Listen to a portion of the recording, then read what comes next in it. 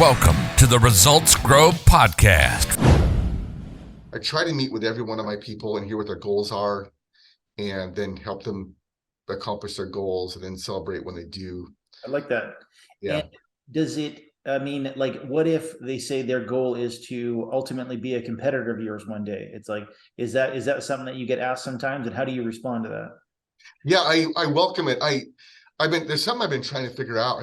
Are you familiar with the E-Myth by Michael Gerber? Yeah. Randy Gerber, I think it is. Yeah, Michael Gerber. Michael Gerber. So, that I think a lot of guys have a seizure, an entrepreneurial seizure, that they're good at this. Their wife starts talking to them. Their customers start talking to them, and you should start your own thing.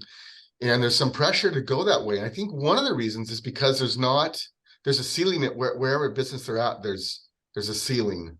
So I've always thought that we are obligated to grow so that our top people have somewhere to grow into. Yep.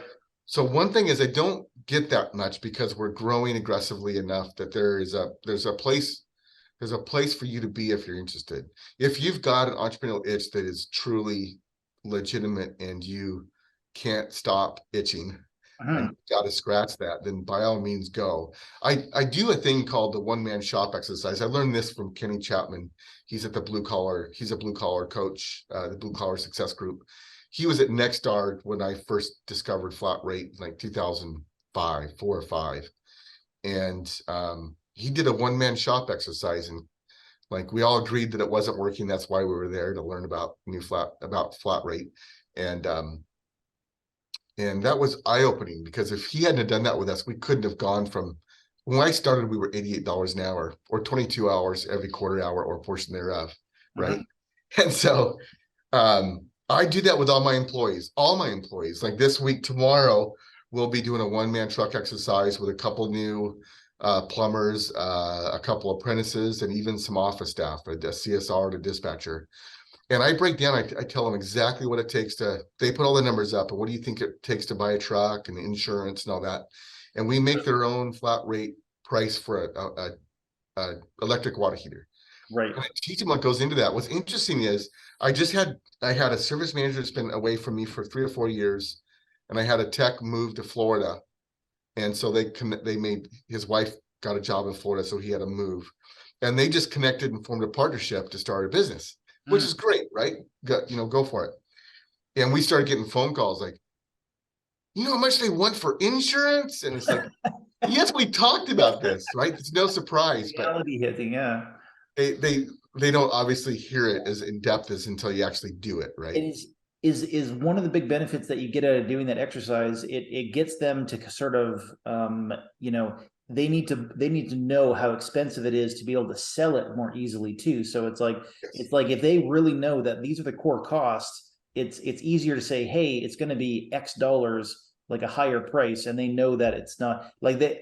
There's kind of people, or I think staff or various people think that, oh, you're selling it for X thousands of dollars and half of that's profit, and it's going in Dennis's pocket, and Dennis is just going to the bank with all of this, and like there's a big misperception about it. 100%. Yeah. So the first reason I do it is so that people understand why we're charging what we charge and what all goes into that, and how small the profit there typically is. Yep. And then I want even our phone people, because our phone, think of we'll have a young person maybe going to college, and so they're 19 or 20 or 21 years old, answering a phone, and they're hearing about a $2,800 water heater. The customer is upset about it. Well, they'd be upset too. It's like $2,800, right? And so, or whatever the numbers are. Yep. And so we want them to understand that they're not working for a crazy company, but that is how much it costs, or whatever the numbers are. Right. So I discovered that about 2 years ago. I never done it with the office, and then I did it with one of the office, and their eyes lit up. And they're like, we all need to hear this. And so now I do it with every single employee. Right. Interesting. Yeah. Well, not only does what you're doing help them if they ever want to become an entrepreneur themselves, but they also get a better idea of how your business is working, and that they're not just, like Steve said, funneling money into your pocket, that there is, all these other expenses on top of what it takes to do these installs or these repairs or whatever, so that they kind of go, oh, well, we're not, for lack of a better word, getting screwed by our employer. Right. Exactly. Yeah. So the feedback I got, those two guys went to Florida and started their business, and they all of a sudden a truck wrap and insurance, and they're just quite overwhelmed. And it's kind of comical. They come back to us, and we just hear all this noise, all this, how much everything's costing. And Kimberly and I are looking at each other like, did they not learn anything here? Like we talk about this all the time. But now I had another employee that moved, and I was wishing him well. And I said, you never know. I go, you're always welcome back. Right. Or a guy like you might start your own business someday. And he's like, no. I'm not doing that. Yeah. I've been talking to those guys in Florida, and no, thank you. So, well, that's interesting, because both Steve and I run across people that we work with or we hire that you can tell right away that they are happy being employees and probably best being employees. And then there are others you go, well, this person could actually be an employer with how they manage things. Right. You just see that. I'm sure you see that too with some of the people that you work with. Absolutely. And I don't know. In 22 years, I've only had one guy go off and sustain a business. I've had a few guys leave and try it. They're doing it under the table. They don't have licenses. Right. I see their Facebook pages, and they're taking trips to Italy. Yeah. And they're selling up the hot tubs. And I'm like, you can afford that. Right. Yeah. It's not your money.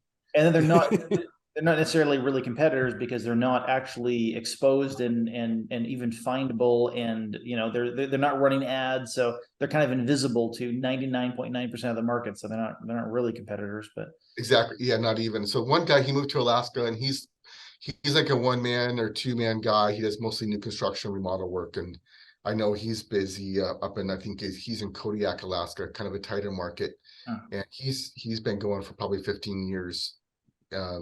But I don't know of anybody. We do have one plumber that left here, and he's building a business in Texas, and he will do well. He's one of those guys that he's got to be on his own. He's a leader. He's an type A personality, and it's his way. His way is very good, right? And so he will do really well, and he's on his way. But that's the only one in 22 years.